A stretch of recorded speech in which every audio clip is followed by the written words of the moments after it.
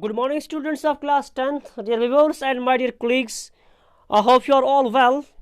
Let me first off recapitulate to you people what we were discussing within this chapter number 3rd, that was this democracy and diversity. Dear students, we were talking about this democracy, how it is the best form of the government among the 21st century, and the diversity, the contrary term to this concept of democracy, and how this in this very concept I think we are going to discuss today the last or the last chapter topic of this chapter. But the concept which I was trying to build among you people, that was how this democracy type of government is trying to accommodate all those diversities which are prevailing within a particular society or within a particular country or a state.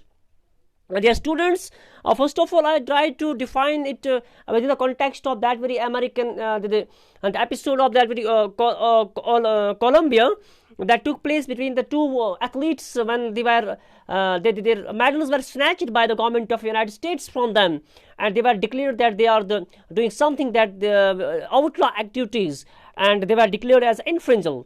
Their medals were snatched when they were talking about against the rights of the blacks, against the rights of the whites, in favor of the rights of the blacks. So this was a sort of the movement electoral which was started against the white dominance, and later on this black dominance, black people were shown representation under the civil rights. Last time, the moment we moved ahead, I was talking about the different overlappings and the cross-cutting differences among the social divisions within the society, how the social divisions takes place, how this birth or how the choice and how the stats creates becomes the factor for the division in the society. And in my last subtopic, I was discussing with you people that how this politics of the social divisions takes place. In that very case, I was trying to talk about this, Roman Catholics and this Protestantism, and how this in the Northern Ireland, how this tug of war between the two started there, and ultimately it was 1998 when the sort of consensus was built within the Northern Ireland after the hue and cry, after the tremendous bloodshed and war among which the different people got killed, a lot of people got died. So dear students, so this is the way we discuss that this how the social difference takes place and how the politics played on the social divisions, on the social differences, and what are the different origins of the social differences. These 5-7 elements and the different dimensions of the story were covered by me within the first 3-4 lectures. Now, moving ahead, the talk of the topic or the talk for the today, which I have chosen for you people, that is the various determinants. I mean the 3 determinants, 3 factors which are crucial in deciding the outcomes of the politics of social divisions. So dear students, we are going to discuss today those very 3 determinants, those very 3 factors which are very much compulsory in deciding the outcomes of the politics of the social divisions. So respected students, let's talk here the various determinants. Determinants means various factors. Determinants literally means the factors. The different factors which are crucial in deciding the outcomes of the politics of the social divisions. So dear students, the first of all, the outcome that depends on how the people perceive their identities. The first one is that how the people of a particular land, how the people of a particular country or a state, they perceive their identities. Means how they look towards themselves, how they feel themselves, how they react among the heart of their hearts.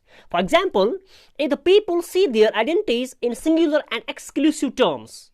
Dear students, let me define it very much briefly to you people. If the people of the particular country, or if the Dalits or the Adivasis or the minorities of a particular section of the society, they feel exclusive and they feel singular among their terms. Means they don't mingle themselves with the rest part of the society. They feel that we are alienated. They feel we are the separate identity. They feel that we are the people who are aloof from the rest of the population. We are having the social setup. We are having the different political milieu. We are having the different cultural importance. We are having the different cultural heritage. We are having the different historical legacies. We are having the different historical offshoots. The moment till this community feels this thing, that we are exclusively different, we are singularly different, we are singular in nature. So it means that it becomes very difficult for them to accommodate. Dear students, it's very tough for them to accommodate with the rest of the community, with the rest of the people.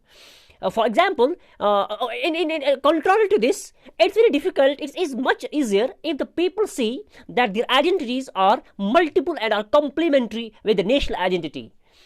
In this very case, if the people of the particular country, they will fail, they will recognize that our importance is as equal to the importance of the other core people, as other nationalists, other people who are the part of the country. We are not separate, we are not alien, we are not Greek, we are not anonymous to them. So it means that the moment they do not feel these things, they feel that we are the part of the majority. So it is very, very easy for them to accommodate this section of the society. And besides this, what I said to you earlier, it's very difficult for them, any other form of the government, any type of the government, to accommodate them till the moment they feel that they are exclusively, they are separate, they are exclusive, they are unique, they are the minority. So it's very difficult for them to accommodate. So let's take an example from the recent history. If you talk about the people of the Ireland, Northern Ireland, they saw themselves as only Catholic or Protestants. Their students, the issue became in the Northern Ireland. If you talk about the Northern Ireland, what happened there? The issue was there that they felt themselves that we are the only Protestants or we are the Roman Catholics. We are the Catholics. We are the Catholics. So they then recognized themselves either we are the Protestants or we are the Catholics. Either we follow the Bible wholly and solely, we maintain, we accept, we embrace the papal supremacy. Oh wow, it's papal supremacy, meaning the supremacy of the Pope, or they were the rational in nature, they were questioning the authority and the papal supremacy. So we call them the Protestants, who believe in the reason and logic, who try to question the authority of the church and Bible, these popes. So the moment they feel that we are the only Protestants, or we are the only, what I may call them, Catholics, so there is a problem. So contrary to this, people in the majority of the Belgians, if you take a case of Belgium, they feel that they are as equal as they are the Dutch or the German-speaking people. This helps them stay together. This binds the bond together. This binds them tightly. So dear students, this is how the people in our country see identity. They think that of themselves as Indians as well as belong to the other states or speaking different languages. If we talk about India, so what happened there in India, the people of any other corner, any other states, they feel that we are as equal as the center people is. The north, south, even northwest people, northeast people, southwest or southeast, they recognize themselves, they give them the significance that we are as equal as the people of the center are. So they don't feel exclusively different. They don't feel that we are entirely the minority in nature. So the moment the people will not recognize this thing, it's very difficult, then it's very easy for the government or the leaders to control it. And the moment the people will recognize this thing, that they will perceive their identities, so it's very difficult them to address their problems. Now continuing students, that point determinant number second is that how the political leaders raise the demands of any community. How the political leaders raise the demand of any particular community. It means that the second point is the second factor that's very much significant and crucial in deciding the outcome of the politics of the social divisions. That is how the political leaders raise the demands of any community in a particular system. So, if it's easier to accommodate the demands that are within the conventional framework, the question raises, sir, here, dear students, that is it easy that the demands which perceive within the ambit, within a periphery, within the jurisdiction of a particular constitution, it's easy that the demands will be accepted and are not at the cost of another community, and those demands which are not at the cost of any other rest of the community. For example, if we are raising the issue of any community, of any social issue or any political issue, that issue is not at the cost of any other community. For example, recently in India, the Jan Lokpal bill was debated within the parliament, within the Lok Sabha. But this Jan Lokpal bill presented by Anna Hazare, I'm quoting the example that's very informative to you people as well. The Jan Lokpal bill. Jan Lokpal. Dear students, it was a bill that was presented within the parliament for the debate by Anna Hazare, the social activist. This bill was raised within the parliament. There was a hue and cry on the bill, but the basic essence of the bill that was anti-corruption, against the corrupt system, that everyone should be booked behind the pub, should booked he should be imprisoned. If he is corrupted, the official is corrupted. So this was the claim that was at the national interest, where the national interest is represented. So it means that this is the problem that is a national issue. It will not be at the cost of any other particular community, but anything that's at the cost of particular community, that very thing needs to be handled very delicately by the political leaders, as it should not harm or it should not hurt the sentiments or the sentimental touch to any other community as well. Dear students, if we are quoting the example of this Sri Lanka, there was a demand for the only Sinhala. There was a demand of the only Sinhala. It means that only Sinhala means that Sinhali as a language, Sri Lanka for Sinhalese, the only language that needs to be given the national recognition, that was the Sinhalese. That was so. When the question was put forward before the leadership, on the table of the leaders, so the issue became that if we are going to give the recognition, constitutional recognition to the only language that is Sinhalese, it will create the hullabaloo within the system. It will turn the tables, because the Tamil speakers will feel inferiority complex. They will feel that we are underestimated. The bill is passed, that the recognition is given to the particular language, that is Sinhalese, at the cost of the Tamil people. They will reckon, they will fathom that we people are eliminated. We are eliminated from the chapters. So there is a problem. So the things where you recognize that the minority or the majority is at the threshold of the elimination, they feel inferiority complex. They feel that we are about extinction. They feel that it's at the cost of our identity. They feel that it's at the cost of our rights and duties. The leaders need to handle the situation very delicately. There lies the actual guts of the leadership. The actual guts of our leadership are at stake at that very particular moment. Dear students, if you talk about Yugoslavia, the leaders of the different ethnic communities presented their demands in such a way that these could not be accommodated within a single country. So the issues were not they were very difficult issues, very toughly to describe within a particular system, but they tried to describe them very technically. So here my point of view is that the leadership, the second determinant is that of the social divisions, that is that decide the outcome of the social divisions, that is politics of social division, that is how the leaders are going to address the problems technically and delicately. If they recognize that the issues of the minority and the majority should not feel eliminated, and if the issues of the majority, the minority should not feel that we are underestimated, we are discriminated, it's at the cost of our rights. Okay, dear students, now the point number 3 is here, that is the third determinant or the third factor, that is how the government reacts to the demands. Means, dear students, now the first point is how the people perceive their identities. Second point is that how the political leaders address their problem, how they raise the demands of any community. Don't they politicize it? Don't they play the politics? Don't they play a political game? Number third point is that is how the government reacts to the demands. What's the intention of the government? How the government reacts to the demands. For example, is government willing to share the power and accommodate the reasonable demands? Dear students, the third step is it depends on how the government reacts.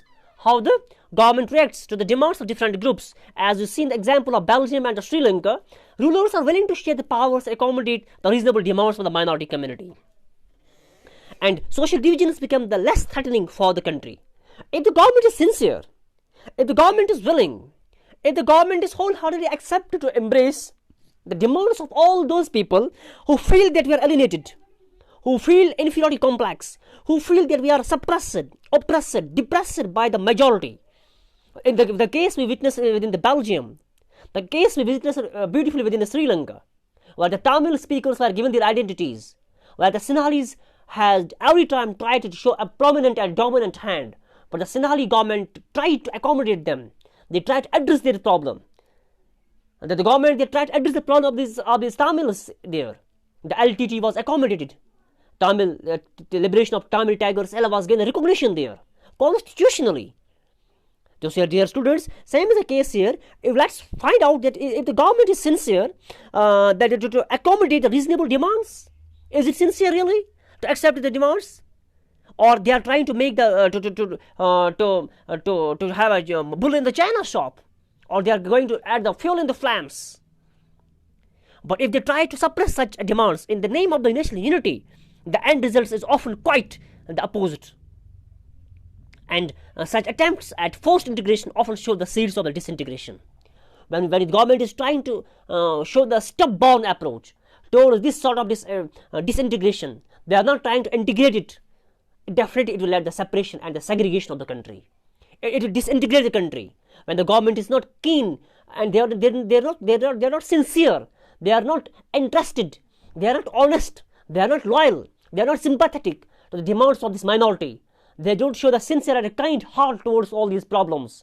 So definitely it will lead this disintegration within the country. It will lead this a threat to the harmony within the country. Dear students, so this assertion of social diversities in a country need not to be seen as a source of danger. In the democracy, political expression of the social division is very normal and can be healthy. So politically these issues are healthy for the democracy, but we need to address the issues of the marginalized sections as well. We need to address their demands.